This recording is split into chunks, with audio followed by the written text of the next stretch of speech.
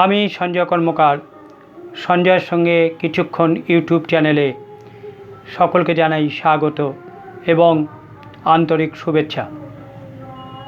এখনকার প্রতিবেদন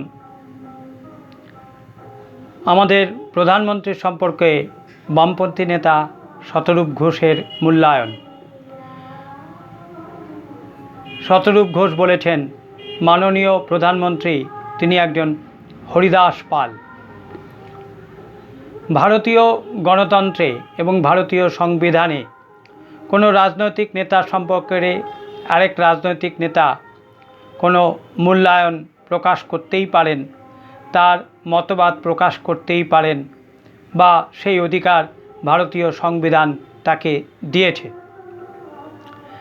কিন্তু সেই সংবিধান অনুযায়ী তিনি আমাদের মাননীয় প্রধানমন্ত্রীকে বলেছেন তিনি একজন হরিদাস পাল।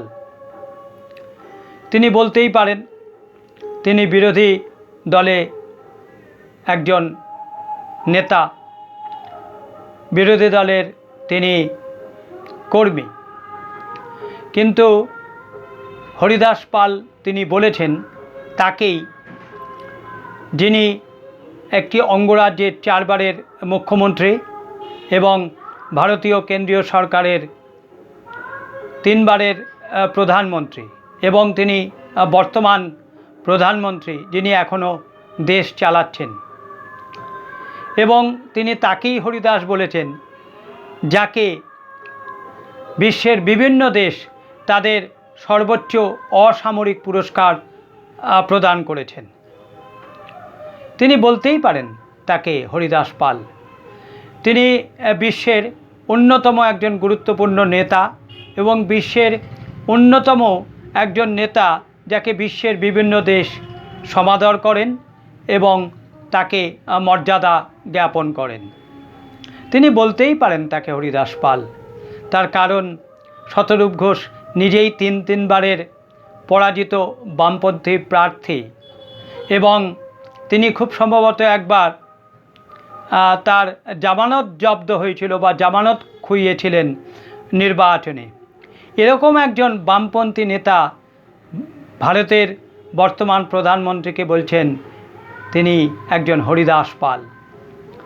মানুষ বিচার করছে কে হরিদাস পাল আর কে হরিদাস পাল নয়।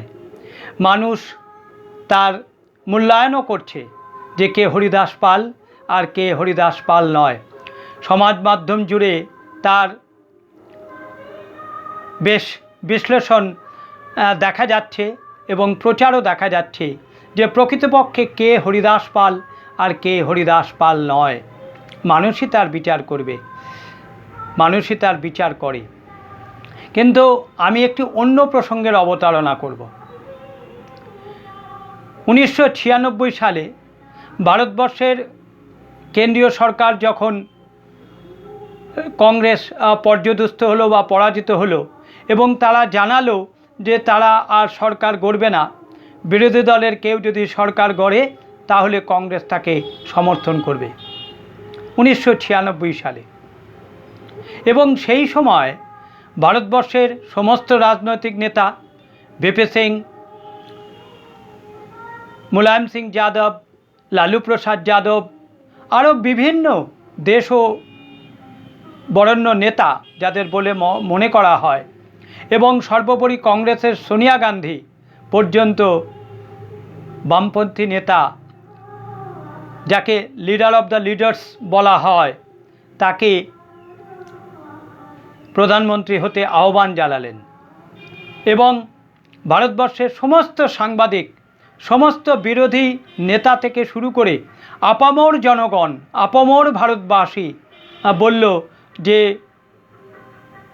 পশ্চিমবঙ্গের মাননীয় মুখ্যমন্ত্রী তিনিই প্রধানমন্ত্রী হন।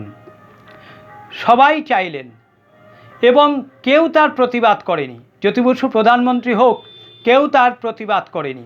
সবাই সমস্বরে এক বাক্যে বলেছিল হ্যাঁ জ্যোতি বসু প্রধানমন্ত্রী হোক, আমরা সবাই চাই। আমরা বাঙালিরা উল্লাসে মেতে উঠলাম, উল্লাসে মাতোয়ারা হলাম, আনন্দে আত্মহারা হলাম। 1996 সাল প্রাক সুবর্ণ জয়ন্তী বর্ষে ভারতবর্ষের বাঙালি প্রধানমন্ত্রী হবে, আমরা বাঙালি প্রধানমন্ত্রী পাব। আমাদের কি আশা, আমাদের কি আনন্দ, সারা বাংলা জুড়ে যেন এক আনন্দের স্রোত বয়ে যাচ্ছে।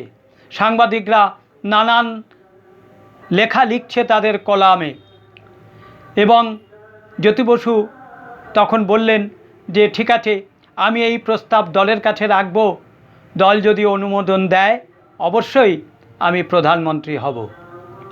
সবাই জ্যোতি বসুর সেই প্রস্তাবের কথা শুনে আনন্দে অপেক্ষা করতে লাগলো যে জ্যোতি বসু প্রধানমন্ত্রী হবে। এমনকি সেই সময়ের কংগ্রেস কর্মীরা এবং কংগ্রেস নেতারাও চাইলেন জ্যোতি বসু প্রধানমন্ত্রী হোক। বাঙালি অস্মিতা চারিদিকে আবেগতাড়িত হয়ে সকলের কাছে পৌঁছে গেল। কংগ্রেস কর্মীরা বলল যে 1991 সালে প্রণব মুখার্জির প্রধানমন্ত্রী হওয়ার সুযোগ এসেছিল রাজীব গান্ধীর মৃত্যুর পর, কিন্তু তা হয়নি। প্রধানমন্ত্রী হয়েছিলেন পিভি নরসিংহ রাও। আবার সেই সুযোগ এসছে বাঙালির কাছে, বাঙালি প্রধানমন্ত্রী হবে, দেশবাসী বাঙালি প্রধানমন্ত্রী পাবে। কিন্তু কি দেখলাম আমরা? পলিট ব্যুরোয় সিদ্ধান্ত হলো না, কেন্দ্রীয় কমিটির কাছে সেই প্রস্তাব গেল। জ্যোতি বসু প্রস্তাব রাখলেন, হরেকৃষ্ণ সিং সুরজিৎ জ্যোতি বসুকে সমর্থন করলেন, কিন্তু কি হলো? অচ্যুতানন্দ, সীতারাম ইয়াচুরি, প্রকাশ করাত তারা জ্যোতি বসুকে প্রধানমন্ত্রী হতে দিলেন না। সেদিন কেন্দ্রীয় কমিটিতে ভোটাভুটি হলো, ভোটাভুটিতে নায়ের পক্ষ জিতল, হ্যায়ের পক্ষ হেরে গেল। মাননীয় কমরেড সেদিন ধর্মতলার মোড়ে দাঁড়িয়ে চিৎকার করে বলতে পারেননি যে আমরা বাঙালি প্রধানমন্ত্রী চাই?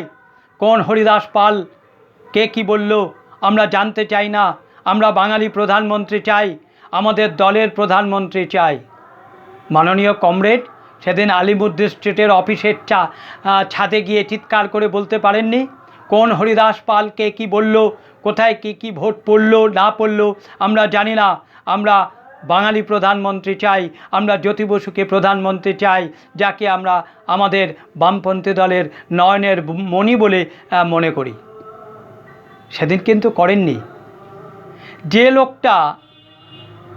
যে লোকগুলো কোনোদিন পঞ্চায়েত নির্বাচনে জেতেনি, সেই লোকগুলো নির্ধারণ করলো যে ভারতবর্ষের প্রধানমন্ত্রী কে হবে আর কে হবে না। যারা পার্লামেন্টের অলিন্দে কোনোদিন পা রাখেনি, তারা সিদ্ধান্ত নিল জ্যোতি বসু প্রধানমন্ত্রী হবে না। যেদিন এই সিদ্ধান্ত ঘোষণা হলো যে না, জ্যোতি বসুকে প্রধানমন্ত্রী হওয়ার জন্য দল অনুমোদন করছে না বা অনুমোদন দিচ্ছে না, সেদিন বাংলায় এক প্রকার আকাশ ভেঙে পড়ল। সবাই হতাশ হলো। হা ভগবান, বাঙালির কাছে প্রধানমন্ত্রী হওয়ার একটা সুযোগ এসেছিল এই 50তম বর্ষে, 49তম বর্ষে, প্রাক সুবর্ণ জয়ন্তী বর্ষে, হলো না, বাঙালি প্রধানমন্ত্রী পেল না। মাননীয় কমরেড সেদিন ধর্মতলার মোড়ে চিৎকার করে আন্দোলন করতে পারেননি যে আমাদের প্রধানমন্ত্রী চাই? অথচ পক্ষান্তরে অটল বিহারী বাজপেয়ীকে সেই সময় রাষ্ট্রপতি শঙ্কর দয়াল শর্মা ডাকলেন সরকার গড়তে। বাজপেয়ী এক কথায় রাজি হয়ে সরকার গড়ে ফেললেন, যদিও সরকারটা 13 দিনের ছিল, তারপরে 13 মাসের, তারপরে তিনি আবার প্রধানমন্ত্রী হয়েছিলেন 5 বছরের জন্য। কিন্তু বাজপেয়ীজি সংখ্যাগরিষ্ঠতা না থাকা সত্ত্বেও বা দলের কাছে অনেক সংখ্যা এমএলএ এমপি না থাকা সত্ত্বেও তিনি কিন্তু সরকারটা গড়ে ফেলেছিলেন। মাননীয় কমরেড, প্রধানমন্ত্রী হওয়ার জন্য বুকে দম লাগে।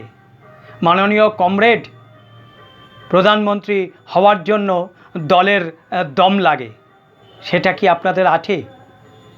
সেই সুযোগ পেয়েও তো আপনারা সেই সুযোগ গ্রহণ করেননি।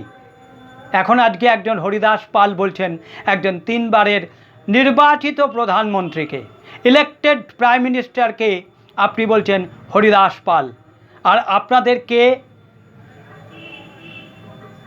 জ্যোতি বসুকে প্রধানমন্ত্রী হতে আটকে দিয়েছিল, মনে পড়ে? মনে পড়ে না।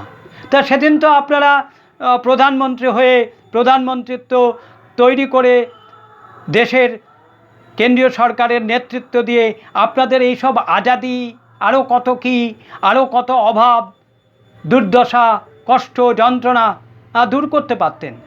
ভারতবর্ষের শত সমস্যা যা আপনাদের বিচলিত করে, যা আপনাদের কষ্ট দেয়, যা আপনাদের বেদনা দেয়, সেদিন তো কেন্দ্রীয় সরকারের নেতৃত্ব দিয়ে, প্রধানমন্ত্রিত্ব নিয়ে আপনারা এগুলো দূর করতে পারতেন। কই করেননি তো। পরের ঘাড়ে বন্দুক রেখে খালি যুদ্ধ করবেন, বাইরে থেকে ল্যাজ নাড়বেন, কিন্তু দায়িত্ব নেবেন না। দায়িত্ব নেবেন না। দায়িত্ব নিতে গেলে তখন আপনারা একেবারে লক্ষ্য পা পিছিয়ে যাবেন। কিন্তু এই সম্পর্কেই আপনাদেরই মাননীয় নেতা জ্যোতি বসু 1997 সালে এক সাংবাদিককে বলেছিলেন, যেটা হিস্টোরিক্যাল ব্লান্ডার, এটা দলের একটা ঐতিহাসিক ভুল। জ্যোতি বসু চেয়েছিলেন যে দলের ক্ষমতায়ন হোক, দল সরকারে যাক, দল সরকারে গিয়ে নেতৃত্ব দিক, তাদের নীতিগুলো প্রতিফলিত হোক, তাদের মাধ্যমে দল ক্ষমতা পেলে দলের শ্রীবৃদ্ধি ঘটবে। আপনাদের তো অন্ধ্রপ্রদেশে, বিহারে, কেরালায়, বাংলায় বিভিন্ন জায়গায় আপনাদের ক্ষমতা ছিল, অস্তিত্ব ছিল, সাংসদ ছিল। আপনারা তো নেতৃত্ব দিয়ে আপনাদের নীতি বাস্তবায়িত করতে পারতেন। হয়তো পরাজিত হতেন, হয়তো 13 দিনের জায়গায় 26 দিনের মাথায় আপনাদের সরকার পড়ে যেত, কিন্তু প্রধানমন্ত্রীর তালিকায় তো মাননীয় জ্যোতি বসুর নামটা লিপিবদ্ধ থাকতো। একজন বাঙালি হিসেবে আমরা প্রধানমন্ত্রী পেতাম।